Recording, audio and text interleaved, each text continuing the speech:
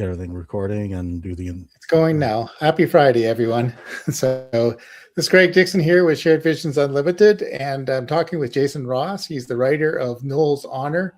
Maybe I'll put up the little cover here and wipe out my face.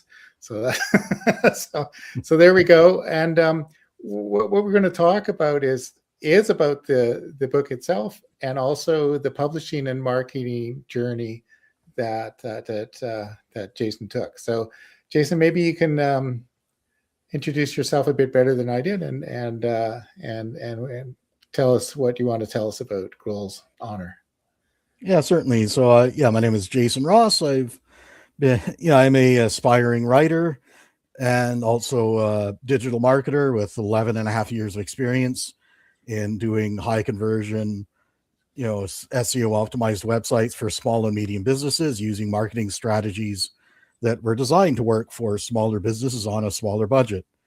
And where does that parallel come into writers? Well, if you're an indie writer, especially someone in my position where you're just starting out, chances are you don't have the big budget that someone like a Brendan Sanderson or a Stephen King has with, a big publishing agency backing you up. So, you're going to need to follow similar marketing strategies, which is part of what we'll be talking about here.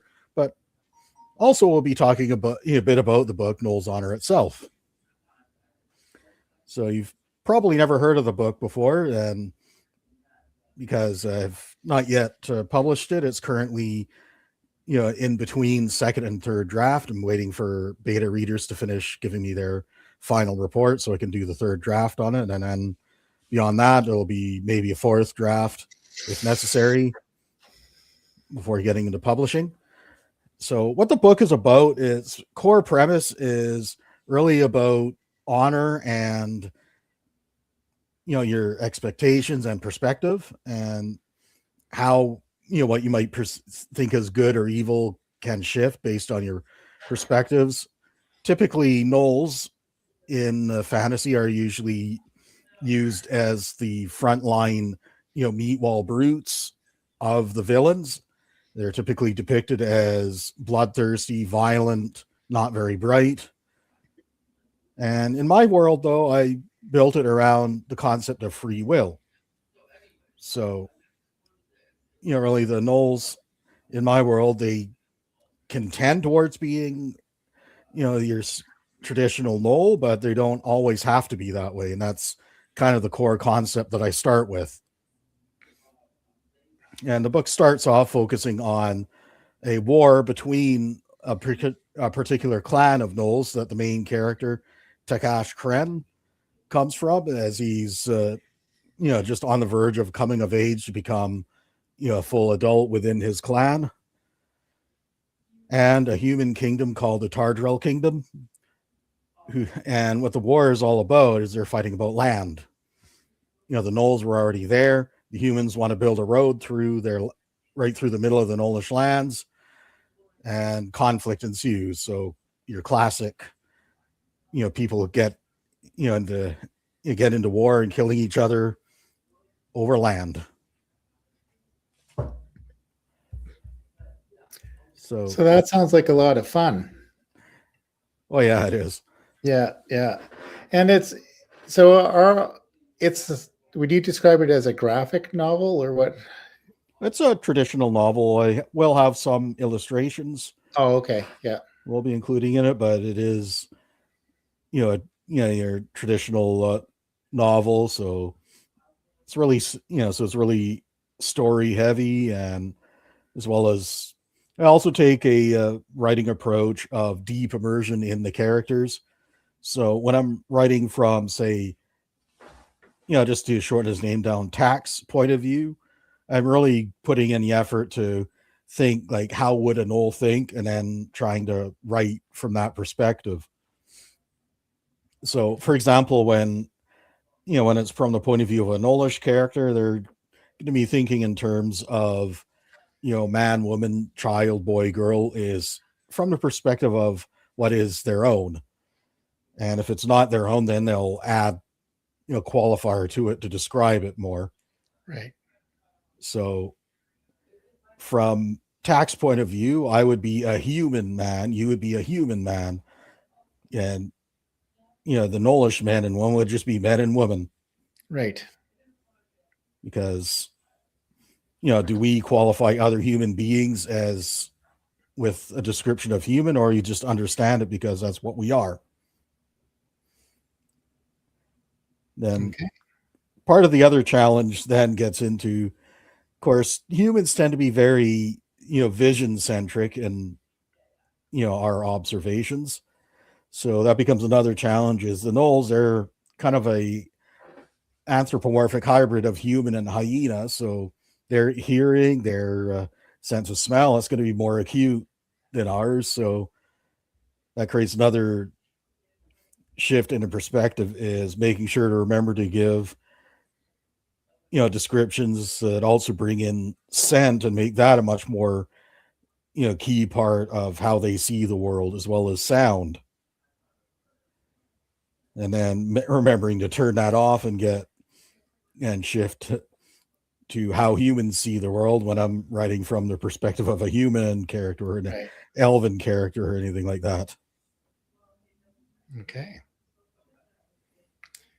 Fascinating. So, how long Yeah. have you been working on writing this? I first started, the world building for Noel's Honor, uh, roughly 2 years ago. So it would have been, late January 2023. And I started the actual writing of the story itself, writing down the first words of chapter one, probably about 2 months later. Okay. And within, by about May, I had the first two chapters, finished with a polished enough draft to be able to release those to the public as, their free preview of the book. And that's going to be something we'll be getting into more when we start talking more about the marketing of Noel's Honor. Okay. So we put up the cover earlier, and then there are illustrations throughout the book. Do you want to put I've got another image that I can put on the screen, and you want to put a shout out for your collaborator for the illustrations? Yeah, certainly. So this actually has a mixture of different artists in there. The designer who put this whole thing together is Noel, who I actually met at through a college program where I managed to get some college students from a class at a local college called Douglas College. So huge shout out to Douglas College. I'm actually an alumni of both Douglas College and Langara, and love both of those places, and have met so many great people throughout my time at the two colleges. And so anyways, Noel's been doing the social media marketing, graphic design work Right. since last spring, when she started as one of the members of the student teams. She's the lone member of two teams that decided to stay on full time on the project. Okay. And now the rest of the artwork, the cover art, is actually done by a gentleman I met through my creative community called Radiant Media Developers. Goes by Zyler Arts, who did the cover art that you're seeing there. The picture of the Gnoll pointing, that would actually be tack, which is actually cut out from one of the illustrations. It was actually done by someone else I'm working on multiple projects with by the name of Misplayer, who I'm also actually working on another separate novel with her, as well as she did all 5 of the illustrations, plus a bunch of the the character concept art. Okay. So yeah, the other book I'm working on with her is going to be called is currently going by the name Wild Realm, and that takes place in the Triassic, involving prehistoric elves that are in this world a precursor to modern humans. So Okay. call that a combination fantasy alternate history story. Yes. Which there's not a lot of stories also that take place in the Triassic, because usually people have gotten more usually focus more on the Jurassic and the Cretaceous, when your big famous dinosaurs, like the Tyrannosaurus Rex and the Velociraptors made famous by Michael Crichton and the Jurassic Park stories. Right. So the Triassic is a bit of an in-between period where you're starting to see the rise of the first dinosaurs, and the fall of the previous ages, large reptilians and amphibians that dominated, the early part of the Triassic. So, Okay. I mean, I'm also kind of a student of geology as well, as studied some of that, and I put that actually into my world building in Gnoll's Honor, and setting up, how the world looks, how it's kind of designed, what the globe is going to be like once it's finished, Yeah. to even Okay. working on what the weather patterns are going to be like for the various areas the story takes place in.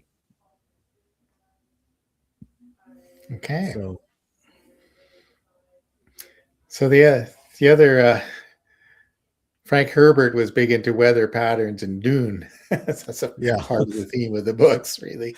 And yeah, the weather pattern in Dune. I think I've seen the movie. I haven't read the books. yeah. Seemed like it was pretty straightforward. As you'll get, winds and sandstorms, but not a whole heck of a lot in the way of rain. No, one of the themes of the book and the follow-ups is there were people who wanted to change the climate and make it more habitable. So there's an ecological theme to the whole thing that goes through. There's a bunch of themes that go through, but the world building and ecology is part of it too. So we're not here to talk about that, but we are here to talk about some marketing. And one of the ideas with a book or a course or anything is the earlier you start marketing the book, the better. And do you want to talk about some of the ideas? I know you already have a landing page where people can sign up. Do you want to talk about that? Yeah, certainly. Probably the best place to start really with marketing is, kind of the strategies that you're going to use. Because what I use is what you call a direct marketing strategy, or a conversion based strategy, which starts with what I call the 4 elements of marketing. The first one is what I call get attention. The second one is engage. The third is educate. And the fourth is offer. And for the first 2, what we're looking at really are the headlines. And what we're looking for get attention is, does the headline hit on a hot button issue, a fear, pain, frustration, or problem that a person has? Now, obviously, that's a little bit more tricky when you're dealing with entertainment, because, does entertainment really solve a problem, or is it more giving people, source of pleasure? Well, I guess you could say it does solve a problem of boredom in a sense, as well. It can also solve other problems like helping people to find culture and cultural identity and things like that. Second part, the engage, what we're looking for there is, do your headlines also then promise that a solution is forthcoming? The third part, the educate part, what is the solution? How does it work? What are the benefits and the value the person is going to get from it? How does it solve the problem? What is the proof that it's going to solve the problem? And then the fourth part is the offer. And what you're looking for a good offer is something that's going to tie back into the solution to the problem, but also is going to reduce or eliminate the risk. So the best type of offer is going to be a low risk or no risk offer. So if we, going back to the landing page, you'll see that each of those elements is there. So first of all, we start with the headlines, and you'll notice that the headline there, does hit on the hot button issue for people, which is, I'm wanting to find a good fantasy novel, the next great fantasy story, and as well as pique people's curiosity. Then we get into the solution. Well, the next headline you see down there is preview 2 chapters, for free. Then we get into the educate part, and you have two things going on there. First, you have the book trailer, so people can go ahead and press play and watch that and find out more about what the book's about. Plus, you also have the book's 2-paragraph description of the book as well, so you can also read what the story is going to be about. Then you have the offer, which is you sign up to my email list, and you'll get 2 chapters for free. So it gives you a chance to sample the book, find out, is it really for you, without having to pay anything up front. So, by the time the book is published and ready for purchase, you'll already know whether or not the story's interesting and the writing style that is interesting to you. So that is where you start taking away that element of risk, because all you're giving up right now is just a name and an email address. And under, email marketing laws that Canada, US, Europe, and most places have, there's always an easy way to just unsubscribe if you decide you don't like it and don't like what's going on with the list. So, and the people on your list will be, when you actually do launch the book, those people can receive notices about the book launch. Yeah, absolutely. And in the meanwhile, when people do sign up, they also do get a short onboarding drip campaign that gives them, well, the first email welcomes them and gives them their 2-chapter copy of the book. Then there's 4 other emails that give them little tidbits about the book, as well as concept art and various things like that, as well as ask them to give me feedback on their experience reading the opening 2 chapters. Yeah, it's all good. Part of marketing research too. Exactly. And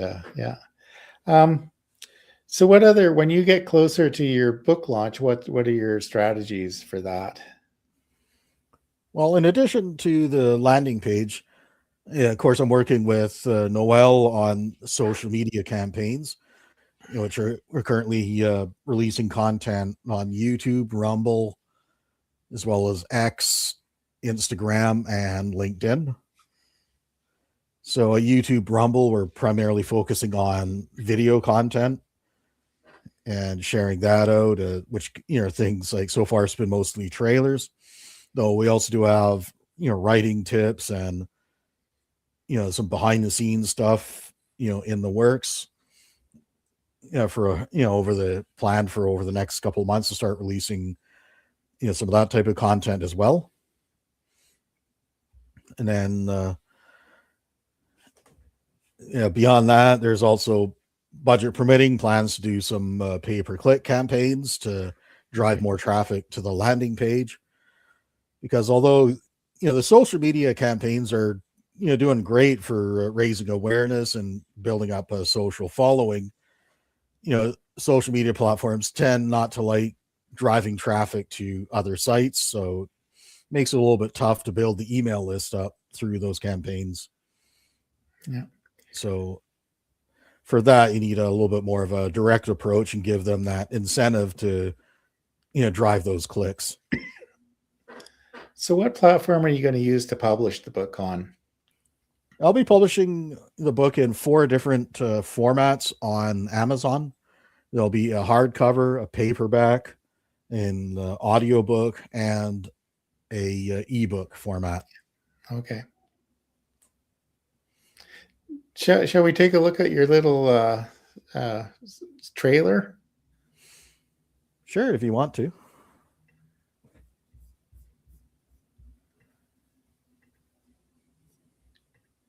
In a world where ancient empires have crumbled and new kingdoms rise, a young Gnoll named Takash fights to defend his clan's land from invaders. But when tragedy strikes and he's left wounded and alone, he discovers that not all humans are enemies.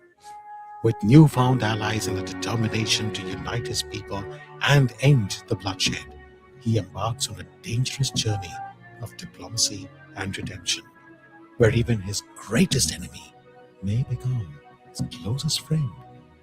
Will he succeed in bringing peace to a land torn by war, Or will centuries of hate and mistrust lead to the ultimate destruction of all? Click the link to get your free 2-chapter preview of Gnoll's Honor. Ta-da! Yeah. And again, you'll notice, those 4 elements of marketing, being utilized in the trailer as well. So that really is, because that really is, what you want to base, all your marketing around. When you're getting on point with that, it's really hard to go wrong with your marketing. Okay. I'm going to put a link to that page in the comments here, Yeah, thank you. Appreciate it. so people can go check it out, sign up, look at the first couple of chapters, and yeah, for sure. And yeah, so did you have any other questionnaires to help keep us moving along? Yeah, well, when is your launch date? When do you anticipate that? That is something that's had to get pushed back a few times because as you can never really predict the creative process, but depending on how many more revisions I have to do, I would like to have it out during this summer. Okay. So sometime between June and August is what I'm shooting for. Yeah, that'd be good. A summer blockbuster release. That would be great. Yeah. So one of the other deciding factors also will be, how quickly the email list grows, because I do have a certain minimum target I would like to get it to before I release, so that, that way I'll have that, loyal subscriber base that are, be able to get that initial spike in sales, that with the plan there being to get that to, create that spike in sales, which then pushes the book into the Amazon algorithm, which then starts snowballing. Sure. How long has your landing page been up for now? It's been up since May of 2023. So yeah, it's about maybe 20 months ish. Okay. Give or take a month. What's your target for getting people on your mailing list there? Right now, the minimum I would want to launch at would be 350 people on the list. Okay. So the more the merrier. All right. But anyway, as long as it's below that number, I would be holding the book back in pre-launch promotional phase. Yeah. Okay.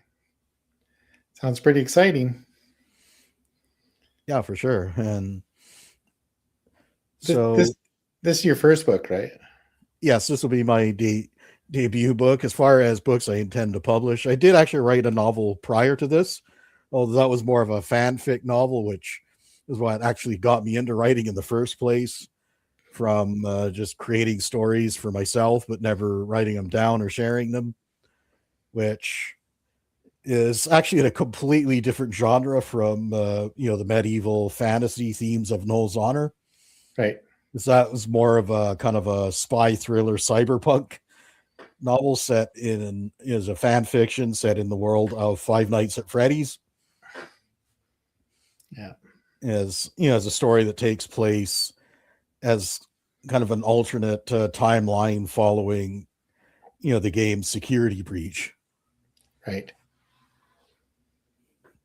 And that was kind of a passion project just because I fell in love with the characters, but the developers ran into what we call project creep issues, where they had to scale back a lot of stuff. So there was a lot of character development and plot threads and story threads that had to get dropped or scaled back, and left a lot of things, threads dangling in the story. So felt like I just kind of had this burning passion to just want to tell my version of where the story could go next, and kind of tie up those dangling threads.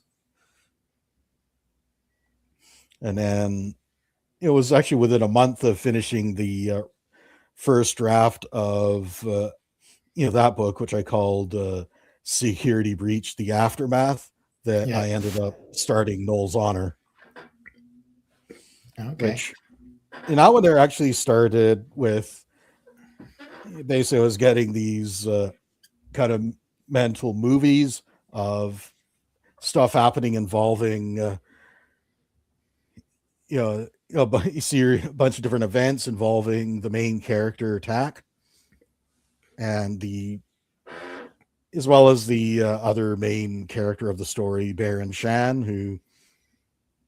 who's introduced in chapter 1 as the antagonist of the story.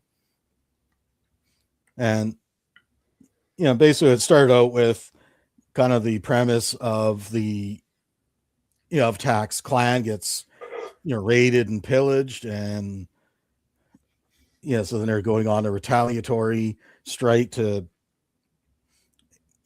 strike back at the army that attacked and pillaged them and slaughtered half their clan. And some other events that popped into my head were as a battle scene where he's defending a position at the top of a hill, which was kind of heavily inspired actually by part of the Battle of Gettysburg, or from the movie Gettysburg, which would be the scene where Colonel Chamberlain's 20th Maine is defending a location called Little Round Top. Okay. Which is one of the famous parts of the Battle of Gettysburg, and ending in Chamberlain's famous bayonet charge, where he drives the Confederate army right back down the hill and ends up basically saving the Union flanks. And so then I started looking at how would that work in a more medieval type setting. And okay, so then I went from the concept from my mental movie to now how does it play out as a medieval battle. Okay. And in fact, another core thing that I went into with the book is actually had been a kind of a student of historical European martial arts, and learning more about the theory behind it and medieval battles and all that stuff through the YouTube community of the sword and HistoryTube people, channels like Shadiversity, Modern History TV, the Metatron, Scalagrim, and among many others. And I took what I learned from observing them and how they show medieval equipment, medieval cultures, lifestyles, and how people, in medieval Europe actually fought, and incorporated that into my writing and into the action scenes and the fighting scenes as well. So when, for example, Tack is facing opponents who are wearing armor, that really means something, because you're not going to cut through, especially if the armor is made out of any kind of metal. Sword's not going to cut through metal. I don't care what the movies show you with people slashing someone in the back plate with a sword, and the little light tap, and it somehow magically the guy crumbles to ground dead. That isn't going to happen. So in Gnoll's Honor, when your character is facing that becomes a major challenge they have to overcome. Is how do they overcome the armor and actually survive the fight, or let alone win it? Survive the armor. Yeah, exactly. So yeah, no. So you've taken a keen interest in sort of history and battle strategies and things, and made it into a novel. It's great. Yeah, exactly. So is there anything else you want to add to this conversation? What encouragement to writers? I guess the biggest some of the biggest tips I would give would be, one, make sure that you're outlining your story from concept to and how it starts, how it ends, and the overall concept, because that alone has saved me multiple times during the course of this project from writer's blocks, because I always have my notes and my outline to to fall back on when I'm stuck in a block, and eventually that clears the block just because it keeps my clear roadmap of what the direction of the story is going in. Is what the main events along the way are supposed to be. The second thing is make sure that you avoid the pitfall I've seen so many writers I've been working with in the 2 years since I formed, my rated media developers community, which is going into this infinite rewrite loop where you get partway through the story and then you go back and fix the start of the story or fix an earlier part of the story, and then what that leads to is you never finish the story. No, you can. There are a lot of people who have probably been working on things for years. Yeah. And, oh yeah. We inherited a couple of book clients who, had been working on something for 10 years and wanted to get it out there with really no idea if anybody was interested. Yeah.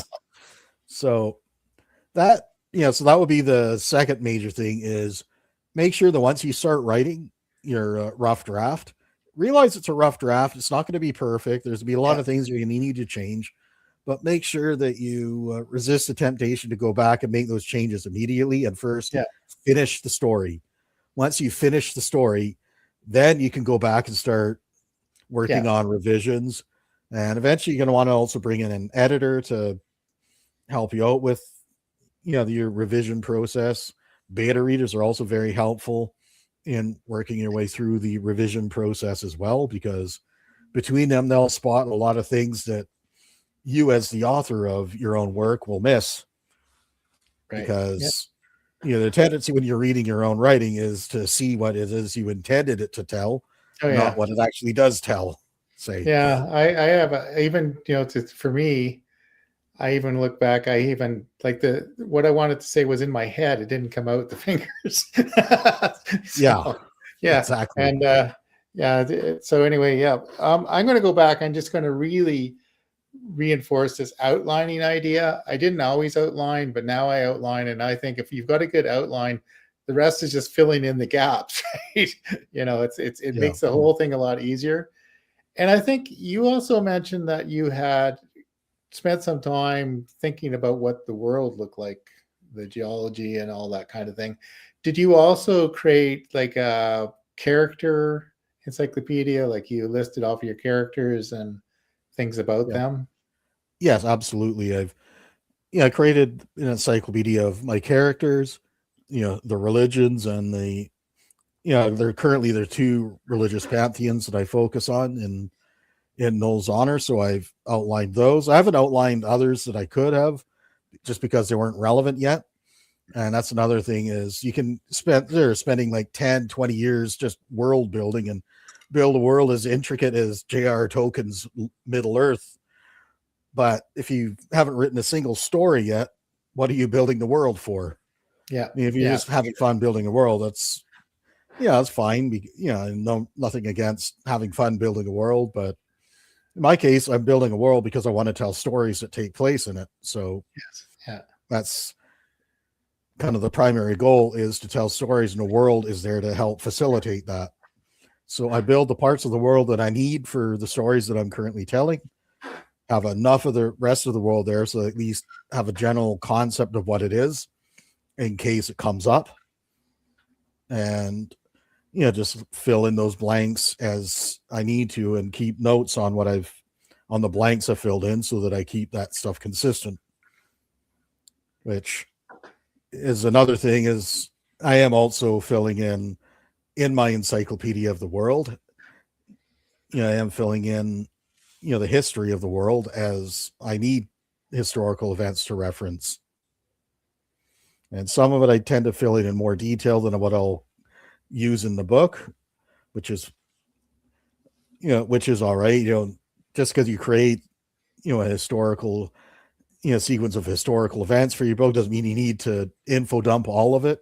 Just share what you need to help build the world, tell the story, set context for certain things, and leave the rest in your notes so that you have it there for when you need it sometime in the future. Because that is a valuable reference material. Okay. And I think there was another thing I was going to mention, but I don't remember what it was now. Yeah. The other thing I would say, even before the outline, is even if you have an idea, this is kind of along the lines of your encyclopedia, is maybe create a place, could be, I like Google Docs, where you can just start putting in your ideas and your notes. They don't even have to go together, little descriptions, little snippets. And then, from there, an outline could emerge. Or, you may have the whole outline in your head already. It's hard to say, but if you just have a notion about where you want to go, you can start brainstorming really what the ideas. Yeah, and depending on how your creative process works, like with mine, it usually starts, as I mentioned earlier, with I'll get the series of scenes involving a particular character or group of characters. And so usually what I'll do is I'll start taking notes about the major events of those scenes as my mind, creates them. And then I will, just kind of write them down in no particular order, just so that I know what they are. And then what I do is I start sorting them out into what's the chronological order that these events would need to take place in order for it to make sense and lead from a starting point of a story to an ending point of a story. And then I start looking at, okay, what are the filler events that need to happen in between these, or I guess you could say connector events, to connect them together, create a cohesive story, create, character development, reactions, and as well as set up for the next known scene. And so then, and that starts kind of filling in the gaps and the details, that existed while it was still in the more broader concept stage. And and I guess the other thing is make sure that you are, throughout your writing process, and especially when you're getting into your revision process, make sure that you're referencing your notes regularly. So that and keeping accurate notes on your major plot events, because so that'll help you to avoid any kind of nasty plot holes that might just yank your reader right out of the story. For sure. And sometimes if you go over your notes once in a while, you say, "Oh, that was a brilliant idea," and you forgot about it. It's just there was an element that you thought of putting in there, and then you, in the heat of the writing, overlooked it. That's happened, and that's in the way I've been able to recover from that is I either create a new scene and migrate that idea into a separate scene, or I, in revisions, will modify the existing scene to incorporate that idea back into it, exercising caution to make sure that in doing so, I don't accidentally incorporate a plot hole into the scene. Yes. And an example in a book that I've read, I can't remember the name of the author off the top of my head, but what I do remember is it was a scene where there was a man and a woman who were traveling to, leave a group of people they'd been with that were going down a moral path that those two disagreed with. During their travels, they get ambushed by a group of bandits. They manage to defeat the bandits and capture their 3 horses, which they then lead their horses plus some of the bandits' gear that they'd seized, over to the next town. And, then they realize they don't have enough money to equip themselves for their journey. So they sell one of the horses, some of the spare equipment they don't need. And then they leave the town with 1 horse. So where did horse number 3 go? Yes. Yeah. Last I checked, 2 minus 1. Last I checked, 3 minus 1 equals 2. Yeah. Yet somehow, Well, somehow it became equal to 2 minus or 3 minus 1. Somehow became 1. Yeah, there are a number of continuity issues, even in sort of television programs and shows and things where they just they jumped ideas and forgot. So, like it could be especially a problem if you have multiple writers. There we have writer A doesn't realize that writer B did XYZ, so they do ABC instead. Yeah. So we have twin boys who are now getting close to 40, but when they were about 1 year old, they were on 3 episodes of 21 Jump Street with Johnny Depp. Oh, really? Yeah. And, they like twins because generally they use, one at a time, and so they can get only ones on camera. Anyway, the producer or the director just looked at the twins. Oh, they're so cute. Let's include them. Anyway, so that was in one Christmas special. And then they had already written and started shooting the next year's Christmas special. And then somebody says, wait a minute, we had twins last year. So they tracked us down and had us come down again. But that was an issue. Anyway, nothing ever worked in that episode. It never saw the light of day. They played the one from the year before that Christmas instead. But but it was one of these how you mentioned that, because I've actually been watching, lately I've actually been watching through the reruns of the old classic 21 Jump Street, which they're actually filming that, in my hometown when I was a kid growing up too. So that was kind of before Vancouver had become kind of the Hollywood North. And that was one of the shows that put Vancouver on the map for the film industry. Yeah. And right now I'm currently watching season 4, the part where Penhall has his little, cousin, like 5-year-old cousin Clavo with him. Yeah.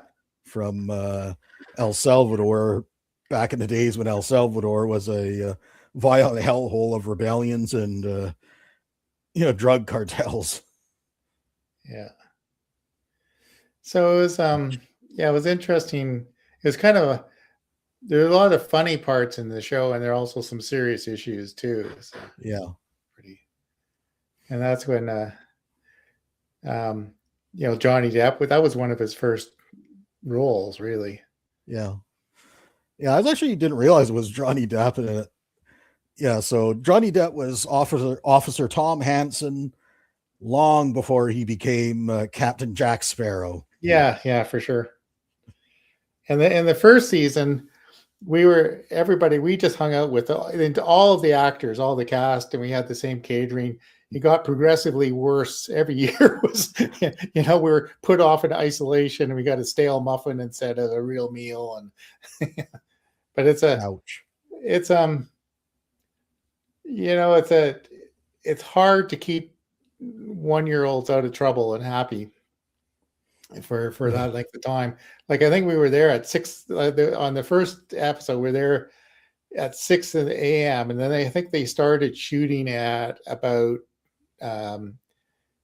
noon, maybe even 1, and the kids hadn't really had anything to eat for the whole day. So there was a sort of a scene with older kids doing something silly. One of my kids is laughing hysterically at what everybody else is doing, and the other one's trying to grab there's a food fight, and he's grabbing food out of the air and sticking it in his mouth because he was hungry. It was really funny. Yeah. Actually, one of the funny things going back and watching through it is I actually recognize some of the high schools. Yeah. There's a couple of them I recognize as ones that I actually went to as a teenager. Yeah. Because there are some scenes where they shot the outside of John Oliver and a few others where I recognized, this Home of the Jokers. recognize this cross-shaped high school.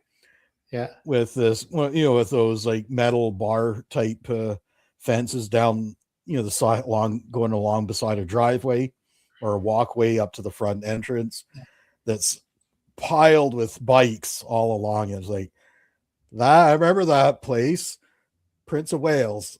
In fact, there is a few times where my own bike was amongst that stack of bikes, Stack of bikes, million yeah. bikes all locked up to that fence. There's a relatively new series called Family Law with Joel State in it.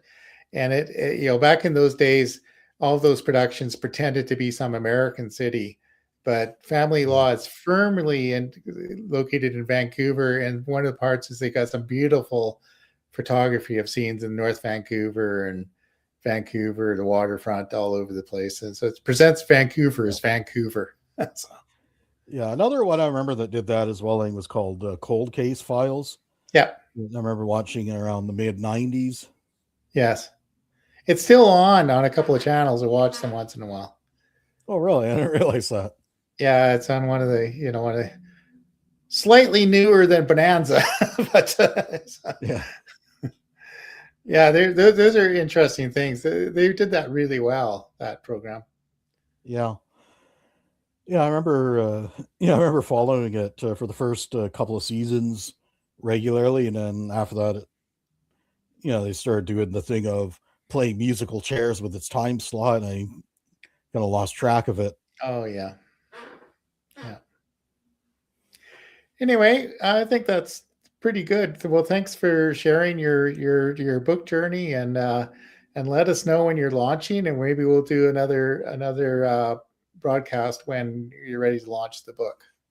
Yeah, for certain. And also, if you for those of you who are authors yourself or writers or aspiring, and you're looking for, and you're looking to find out about, let's say, your web page, your landing page, your website, and that, and wanting to learn more about how can I get that converting, or why isn't it, working for me right now, I do actually have something that I can offer you, which is a complimentary website conversion report, Right. where I can actually, go over your landing page with you on a one-on-one call.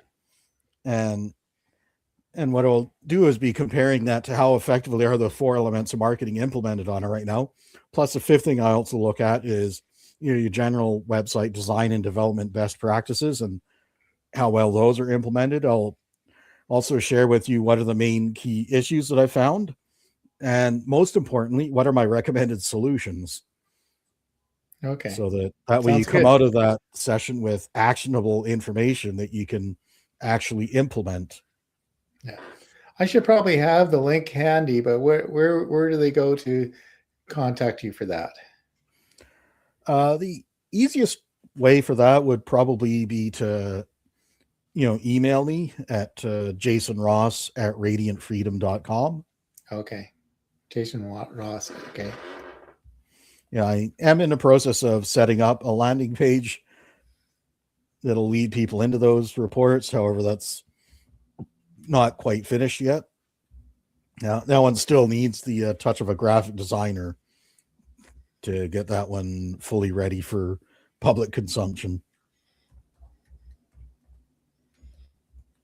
I'm just going to post this in the chat here. Hopefully it's kind of not full of typos, but we'll see.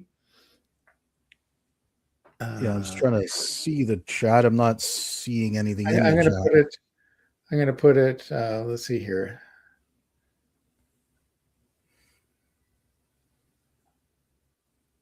Comment. Oh, there we go. Comments. There we go. And okay, JASONROSS@RADIANTFREUM. That looks right. Yeah, it looks good. Yeah, I'm just wondering why it's not showing up. Oh, there we go. Okay, yeah, there we go. Jason Ross at radiantfreedom.com. It's a miracle. Yeah. I typed like London lightning, hardly ever hit the same key twice, Yeah.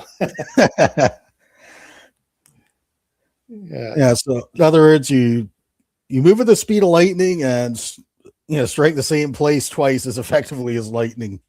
Yeah. Yeah. Anyway, well, thank you for sharing your journey here, and we're reach out and talk to Jason about your website and your book ideas and things, and we'll let you know when he's launching. Yeah, certainly. You can also you can also hit me up at that email if you're interested in the community I mentioned. And Yeah. a lot of the benefits that artists can get from this community is not only because it's not only just writers in there, which is great because there are writers in there, which is a great way for you to bounce ideas off of other writers and get, feedback on your ideas as you're developing them.